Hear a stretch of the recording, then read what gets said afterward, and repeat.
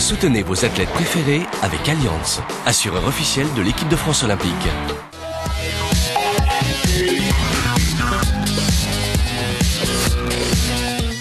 Bonjour à tous et bienvenue dans le Club France de A à Z. Émilie Fer a été sacrée championne olympique de kayak pour la première fois de sa carrière au lendemain de la médaille d'or de Tony Estanguet en canoë. 2 champions olympiques en 2 jours, c'est l'interview du jour.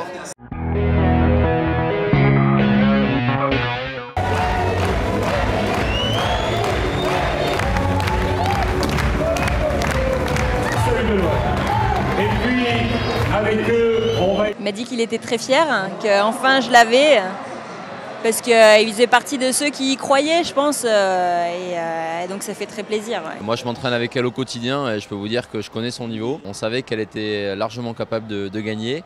On n'osait pas trop le dire pour ne pas lui rajouter de pression, mais c'est vrai que bon, voilà, elle l'a fait et d'une belle manière. Ouais. Faire une course comme ça le jour J, c'est magnifique. C'est une question traditionnelle qu'on pose à tous nos médaillés ici au Club France. On veut voir votre médaille d'or parce que c'est la première fois d'ailleurs que nous voyons une médaille d'or olympique ici.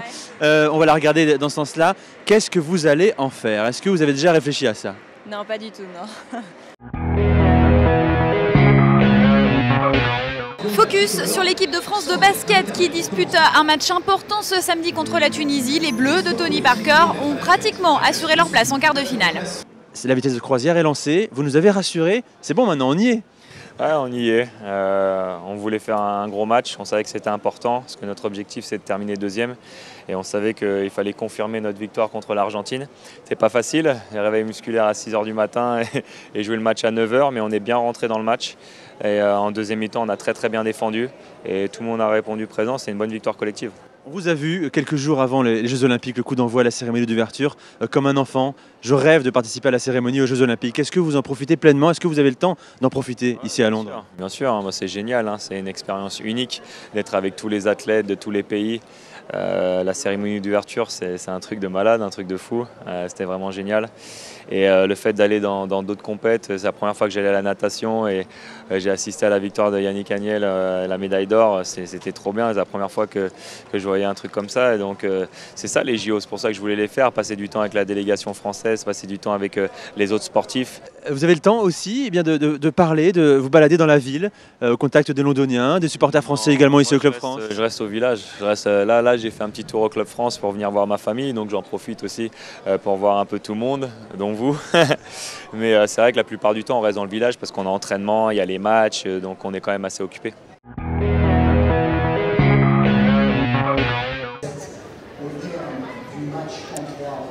Une rencontre exceptionnelle maintenant avec Carl Lewis, 9 fois champion olympique, 8 fois champion du monde, ancien détenteur du record du monde du 100 mètres. Carl Lewis est dans London dernière. Mais qu'est-ce que ça veut dire sprinter blanc? Les gars, ce n'est que du sprint. Avec lui, tout le monde veut créer une histoire qui n'existe pas. Le maître, ce n'est pas un blanc qui court vite, c'est juste un sprinter. Si on en est là aujourd'hui, c'est parce que les gens sont persuadés de ça. Vous êtes en train de me dire qu'il existe des centaines de millions de blancs sur Terre et qu'il n'y en a aucun qui peut aller vite. Donc il faut arrêter avec ça. Il y a 50 ans, personne n'aurait imaginé qu'un noir puisse gagner quoi que ce soit un jour. Sinon j'ai entendu qu'il allait faire seulement le 200 mètres. Je pense qu'il va avoir du succès. J'espère qu'il fera de son mieux parce que j'aime la compétition, j'aime quand les gens se donnent à fond. À la fin, ce sont les meilleurs qui gagnent. Je ne suis supporter d'aucun athlète en particulier, quel que soit le sport. Je leur souhaite à tous bonne chance. Mais si vous me parlez des sprinteurs, j'aimerais évidemment que les Américains gagnent. Je pense qu'ils ont la meilleure préparation au monde, ils l'ont encore prouvé cette année. Et nous allons quitter ces Jeux Olympiques en les marquant de notre empreinte. Soutenez vos athlètes préférés avec Allianz, assureur officiel de l'équipe de France olympique.